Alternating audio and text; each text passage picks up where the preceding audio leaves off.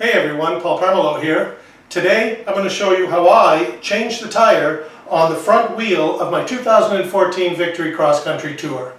This is actually the second part of this video. If you want to see the first part, how I took the wheel off and how I'm going to put it back together, click on this link at the bottom of the screen.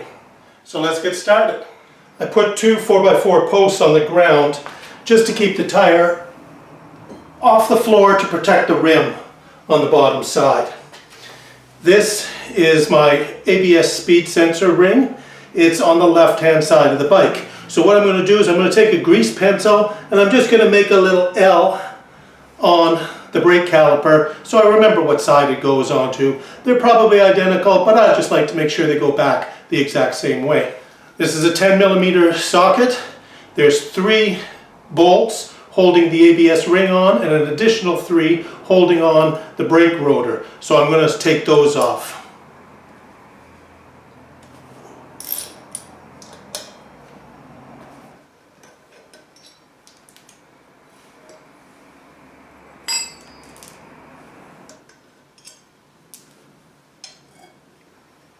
Now some people don't bother taking the rotors off the tire, but I'm going to have to anyway to put my wheel balancers on. Plus, it makes it easier for me to change the tire without knowing that I could damage the rotor. So I take the extra time to take them off. And now I'll do the same on the other side. First thing we're going to do is remove the valve core, let all the air out. Then we'll break the bead all the way around on both sides. I also use my grease pencil to put an arrow on the rim to show the rotation.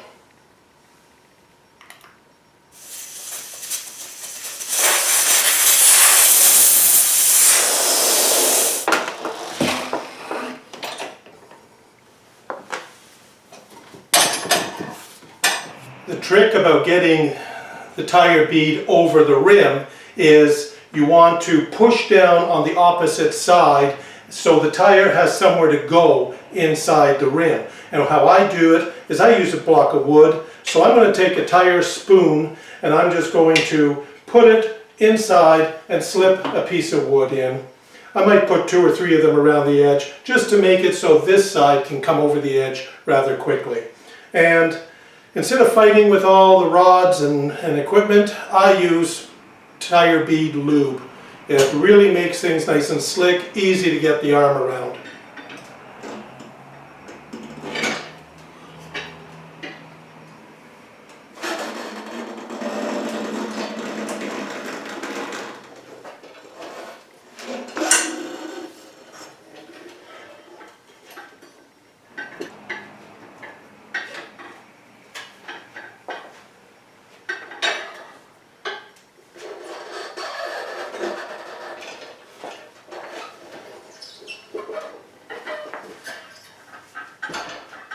So this is my new tire. Remember the arrow that I put on the rim using my grease pencil earlier? We want to match the tire with that arrow. On the tires are going to be directional arrows. Make sure they're going in the same direction. Also, some companies put a little dot on the tire. That represents the lightest part of the tire. Usually we'll place that dot on the heaviest part of the rim, which is usually right where the valve is. So we'll place this tire on in the proper rotation and make sure the yellow dot is by the valve. Getting the first bead on shouldn't require any tools at all. I flipped the tire upside down because I want to lubricate the first bead that's going to go on.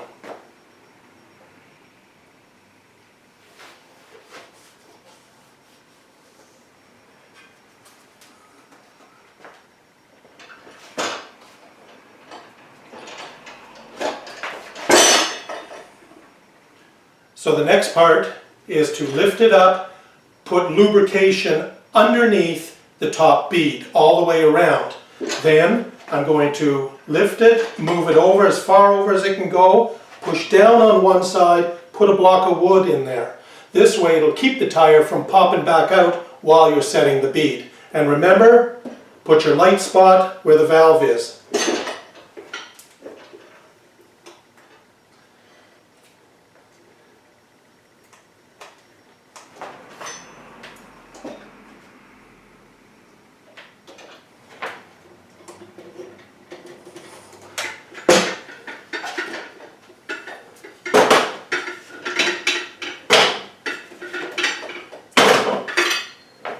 The next thing to do is put the valve core back in, fill it up with air. You want to set the beads. Do not exceed the maximum pressure rating for this tire. This particular tire has a maximum pressure of 41 psi, so I'm going to fill it up to that, trying to set the beads. You'll hear them ping when it sets. If you can't get it to set at that pressure, release the air, put some lubricant inside, and try again.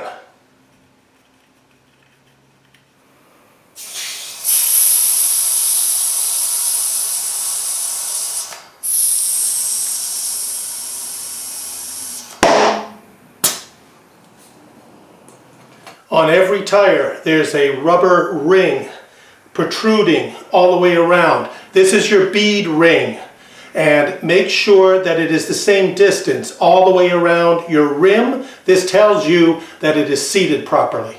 And now I can go ahead and wipe off the directional marker that I placed earlier with my grease pencil.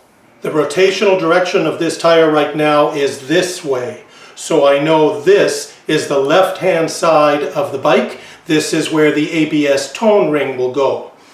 I happen to have here a balancer that I'm going to put on both sides of the wheel, and I'm going to put that in first, followed by the brake rotor, then the ABS ring, and I'm going to put all the bolts in and tighten them down with my torque wrench to 22 foot-pounds. The thing that might happen now is that the thickness of the balancer actually will move the tone ring a little bit away from the rim. That means it's going to put it a little bit closer to the ABS pickup sensor on the bike. It may affect the ABS. I'll keep an eye on that. If it does, I'm going to have to remove the sensor from the fork, put a shim inside, put the sensor back on, moving it away from the ring. Factory says 1 millimeter distance between the ring and the pickup, so I'll keep an eye on that. I'm also going to put Loctite on the bolts before putting them in.